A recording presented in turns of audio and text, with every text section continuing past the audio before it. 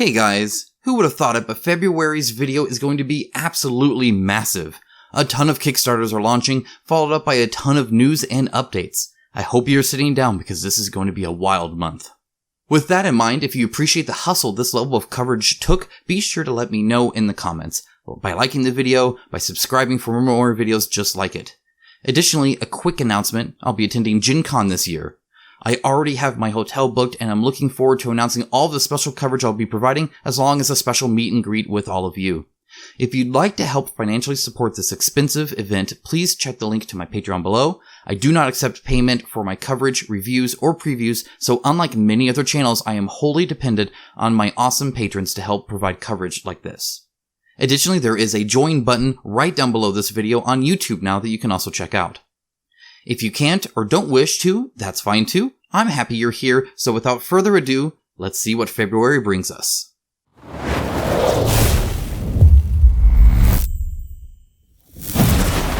So what's launching on Kickstarter in February?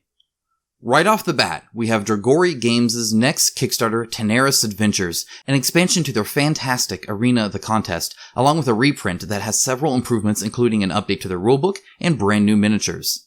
The big thing to note here is that they will be providing those new miniatures for free to anyone that backed the first campaign and then backs this one as well. Beyond the new expansion that adds more campaign missions and heroes for PvP, they also have a dragon collection with some really cool dragon minis. Best of all, it features a dragon versus dragon mode. More on this in a Day 1 details video for you guys on the 4th. Also on the 4th is Vampire the Masquerade Chapters. Not as much is known about this Kickstarter, so expect an update on it in my mid-month news video. However, Vampire the Masquerade is an awesome IP and it has some minis, so should prove interesting. Because the 4th wasn't overloaded enough, Mythic Games will be launching their next non-miniature based Kickstarter with Enchanter's East Quest. This is a new expansion to Enchanters as well as a re-release of the core game experience. Next, on February 11th, Wonderland's War will be launching on Kickstarter. With a unique style and some interesting game mechanics, this is another one to definitely watch and see how it ends up on Kickstarter. Following that, we have Madara opening up their pre-orders on February 14th to celebrate Valentine's Day. While not specifically on Kickstarter, this will still launch at the same time with the rest of Wave 1. They have a lot of new stuff available here, and I'll definitely talk about it more in my mid-month news video that should be live on February 14th or close to it. Back to more launches, we have Batman the Animated Series Adventures Universal Game System on February 18th by IDW. This is following their successful Teenage Mutant Ninja Turtles Adventures board game and plays within the same system, but with Batman, so it's better. A surprise for you guys, and something I've been itching to tell you, is that Storm Sunder by Lazy Squire Games will be launching on February 25th. Expect an unboxing soon of some of the miniatures. Considering this has a bunch of Egyptian and vampire units in ridiculous detail, yeah, color me interested. While I don't have a date for it, because God forbid CMON like free publicity from me, I suspect Marvel United, CMON's next Kickstarter campaign to launch in the second half of February. Again, this will probably get some coverage in my mid-month news video. Alright, now for the Kickstarters ending in February. Return to Dark Tower is ending within hours of this video launching, making over $3 million in funding. It shows that nostalgia plus fancy components helps a lot to fund a game. While this isn't a game for me because it looks dreadfully boring and has a lot of solo interaction on a required app, which I'm fundamentally against, not everything has to be made for me and my tastes.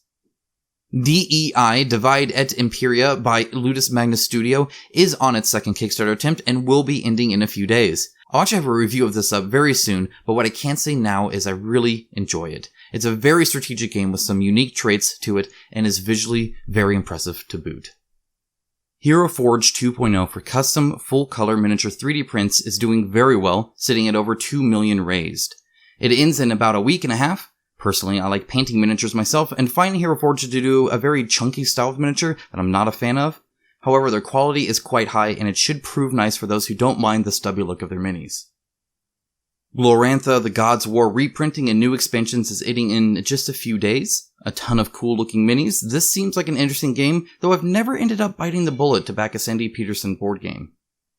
For the miniature painters out there, Drop Top will be ending toward the end of February. I'm personally backing this because I think it'll actually cause my Citadel paints to start lasting as long as they should, and let me avoid the time-consuming and messy process of transferring them to dropper bottles every time I buy one.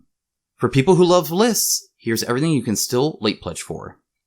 As always, if you have something to add to this list, let us all know in the comments below. You can still late pledge Etherfields, Dark Rituals, Arceus, Infinity Defiance, Street Fighter the Miniatures Game, Sword and Sorcery Ancient Chronicles, Battletech Clan Invasion, Oko Chronicles, Chronicle X, Valor and Villainy, The Everrain, Oathsworn Into the Deepwood, Village Attacks Grim Dynasty, Waste Knights 2nd Edition, Aeon Trespass Odyssey, and the Isofarian Guard. Now let's talk about Kickstarters that are coming up. Guard of Atlantis 2 was announced. Information is sparse right now, but it touts itself as a zero-luck MOBA-based game. Sheol is also coming soon, though the date was moved to sometime in the spring of this year. Shattered Chaos got an official launch month of October. That's quite a ways off, so it might very well move to either sooner or later. I'll keep you updated. And now a plethora of gaming news. There is going to be a lot of news here that I've been saving up. Please let me know in the comments below if you'd like this saved up to twice a month like it is now, or more impromptu style news videos as news comes out. They would be a smaller scale, but more often and prompt. So, I'm just going to run down the list of what I have noted.